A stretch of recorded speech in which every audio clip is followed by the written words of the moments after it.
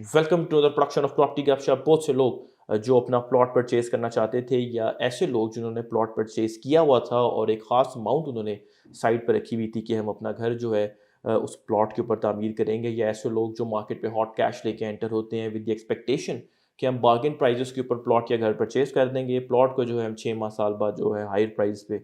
Price पे जो है वो बेच देंगे, या घर को थोड़ा रेनोवेट करके जो है वो हम बेच देंगे। I am effectively talking about speculators, या वो इन्वेस्टर हजरात जो अपने फंड्स पूल इन करके किसी डीलर के साथ मिलके प्लॉट्स के बयाने करके जो है प्रॉफिट पॉकेट करते थे, या ऐसे इन्वेस्टर हजरात जो बिल्डर्स के साथ मिलके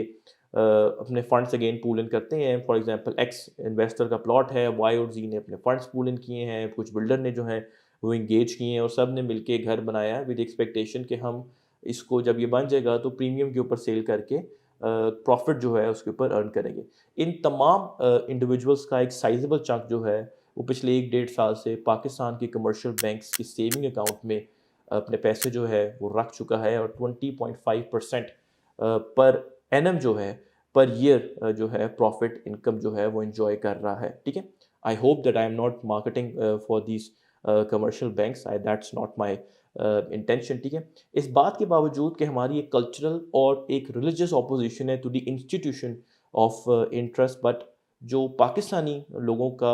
रुझान है and the data also backs it up, वो ये है कि जब इंटरेस्ट रेट बढ़ता है तो हम इंटरेस्ट इनकम जो है वो इंजॉय करते हैं। ठीक है, अब इसका नतीजा ये होता है कि जो प्रॉपर्टी मार्केट है वो स्लो हो जाती है। ठीक है, अगर मैं अपने शहर यानी कि जुड़वा शहर पिंडी इस्लामाबाद की बात करूँ तो डीएचए रावलपिंडी के भी कुछ फेजेस के अलावा, जैसे कि डीएचए 2, डीएचए 4, उसके भी कुछ सेक्टर्स, डीएचए 5, ठीक है, उसके भी कुछ सेक्टर्स आई वुड से, उनके अलावा तमाम तमाम हाउसिंग सोसाइटीज़ जो हैं जुड़वा शहरों की, पिंडी इस्लामाबाद की, और उन तमाम फेजेस का डीएचए पिंडी इस्लामाबाद का जिनका मैंने जिक्र नहीं किया, उनकी प्राइस में नुमाया जो करेक्शन जो है हमें पिछले 1 डेढ़ साल में नज़र आई है। ठीक है, चूँकि जो मैंने आपको वीडियो के शुरू में जिन इंडिविजुअल्स के बारे में बताया था, जिनकी मुख्तलिफ वजूहात होती हैं प्रॉपर्टी को, रियल एस्टेट को परचेज़ करने की, वो मार्केट में लिक्विडिटी लेके आते हैं। ठीक है, और जब भी लिक्विडिटी गायब हो जाती है तो आपको अपने प्लॉट्स की अच्छी ऑफ़र नहीं आती। ठीक है, मार्केट का जो पहिया है वो स्मूथ नहीं चलता, बल्कि उसमें फ्रिक्शन आ जाती है। ठीक है, हमें स्पेक्युलेटर्स भी चाहिए, हमें इन्वेस्टर्स भी चाहिए, हमें होम बिल्डर्स भी चाहिए, हमें प्लॉट ओनर्स भी चाहिए, हमें हर कैटेगरी का